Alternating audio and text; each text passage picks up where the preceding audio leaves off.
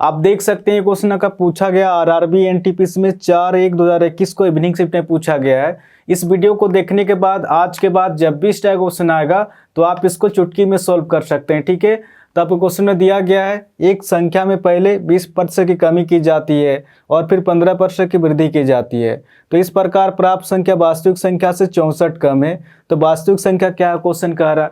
तो जैसे जैसे क्वेश्चन में दिया उस हिसाब से लिखते जाएंगे। एक संख्या में पहले 20% की कमी की जाती है, यानी कि 20% की कमी दिया गया। आगे आपको क्वेश्चन में दिया गया है और फिर 15% की वृद्धि की जाती है। 15% की वृद्धि दिया गया। सबसे पहले इसको सोल्व करेंगे कि 20% के फ्रैक्शन में कितना होता है। जब भी प्रतिशत को हटाएंगे 100 से भाग देंगे, 20 का 20, 20 25 100, यानी कि 1/5 निकल के आ रहा। ये 15% फ्रैक्शन में कितना होगा, ये हो जाएगा आपका, जब भी प्रतिशत को हटाएंगे 100 से भाग देंगे, 5 या 15, 5 दूना 10 0, यानी कि 3/20 निकल के आ रहा। और फ्रैक्शन में जो होता है नीचे वाला संख्या हमेशा ओरिजिनल संख्या होता है। इसके ऊपर चेंजेस होता है, इसके ऊपर बढ़ता भी है, इसके ऊपर घटता भी है। ये क्वेश्चन के ऊपर डिपेंड करता है कि आपके क्वेश्चन में क्या दिया गया। तब क्वेश्चन में क्या दिया गया है, एक संख्या में पहले 20% की कमी की जाती है क्वेश्चन कह रहा। अगर कोई संख्या 5 है तो इस 5 का 20% कमी हो रहा, तो इस 5 का 20% कितना होगा, 1 होगा। 1 की कमी हमेशा ऊपर वाला संख्या निकल के आता है। आप निकाल के भी देख सकते हैं। इस 5 का 20%, जब 20% को फ्रैक्शन में सोल्व करेंगे 1/5 आएगा। 5 से 5 कट जा रहा। आप देख सकते हैं यहाँ पर भी 1 है और यहाँ पर भी 1 है, यानी कि इस 5 का 20% कमी हो रहा। तो इस 5 का 20% कितना निकल कर है, 1 निकल कर है, 1 की कमी। तो जैसे ही 5 में 1 माइनस करेंगे अब संख्या कितना हो जाएगा आपका, 4 हो जाएगा। कुछ नहीं करना है। अगर कमी देगा तो नीचे वाला संख्या से ऊपर वाला संख्या घटा देंगे, अगर वृद्धि देगा तो नीचे वाला संख्या से ऊपर वाला संख्या जोड़ देंगे।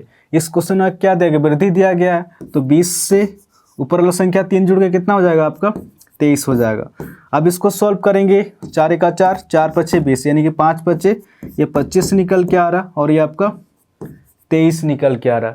यानी कि वास्तविक संख्या अगर 25 रहा होगा तो प्राप्त संख्या कितना निकल के रहा, प्राप्त संख्या 23 निकल के आ रहा। बट अगर क्वेश्चन में दिया गया है इस प्रकार प्राप्त संख्या वास्तविक संख्या से 64 कम है।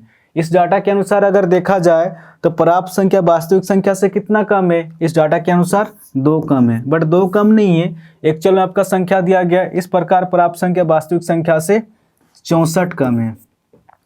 इस 2 से 64 कितना होने ज़्यादा है, ये अपने आप से 2 × 6, 2 दूना 4, तो कहीं ना कहीं 32 गुना ज़्यादा है। तो क्वेश्चन क्या पूछ रहा, तो वास्तविक संख्या क्या है क्वेश्चन कर रहा। तो वास्तविक संख्या हो जाएगा आपका 25 ना होकर अपने आप से इसी 32 के साथ गुना करेंगे, कितना हो जाएगा 32 × 25,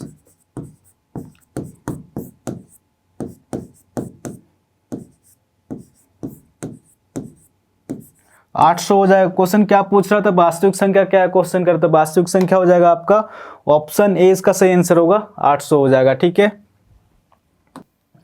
आपका 6 नंबर का क्वेश्चन में दिया गया है यदि एक परिवार द्वारा उपभोग की जाने वाली किराने की वस्तु की कीमत में 25% की वृद्धि होती है तो उसकी खपत में कितने % कमी होनी चाहिए ताकि सामान पर होने वाले व्यय को अपरिवर्तित रखा जा सके, क्वेश्चन कह रहा। तो जैसे जैसे क्वेश्चन में दिया उस हिसाब से लिखते जाएंगे। जब भी सिंगल परसेंटेज आएगा तो सबसे पहले प्रतिशत को उतारेंगे और सबसे पहले देखना है कि वृद्धि दिया गया फिर कमी दिया गया, 25% की वृद्धि होती है, यानी कि वृद्धि दिया गया। ठीक है, सबसे पहले इसको सॉल्व करेंगे कि 25% फ्रैक्शन में कितना होता है। जब भी प्रतिशत को हटाएंगे 100 से भाग देंगे, 25 का 25, 25 चौके 100, 1/4 निकल के आ रहा। और फ्रैक्शन में जो होता है नीचे वाला संख्या हमेशा ओरिजिनल संख्या होता है।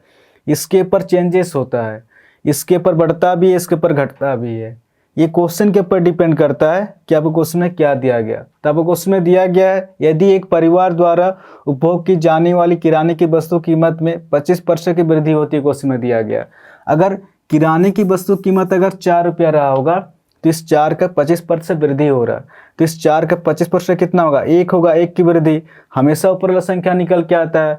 तो जैसे इस 4 में 1 जोड़ेंगे अब किराने की वस्तु कीमत कितना हो जाएगा आपका, 5 रुपया हो जाएगा। आगे आपको क्वेश्चन में क्या दिया गया है, तो उसकी खपत में कितने % कमी होनी चाहिए ताकि सामान पर होने वाले व्यय को अपरिवर्तित रखा जा सके, क्वेश्चन कह रहा है। यानी कि 5 से फिर से 4 पे आने के लिए क्वेश्चन कह रहा है, पहले जितना खपत हो रहा था उतने खपत करने के लिए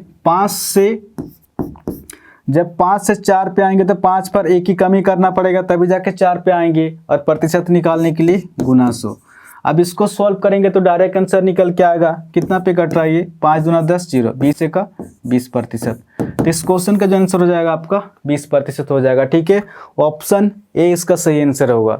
आप इसको डायरेक्ट भी सॉल्व कर सकते हैं, जब भी वृद्धि देगा तो नीचे वाला संख्या से ऊपर वाला संख्या जुड़ जाता है। ठीक है, और जब भी कमी देगा तो नीचे वाला संख्या से ऊपर वाला संख्या घट जाता है। इस क्वेश्चन में क्या देगा, वृद्धि दिया गया है तो 4 से ऊपर वाला संख्या एक जुड़े कितना हो जाएगा, 5 हो जाएगा।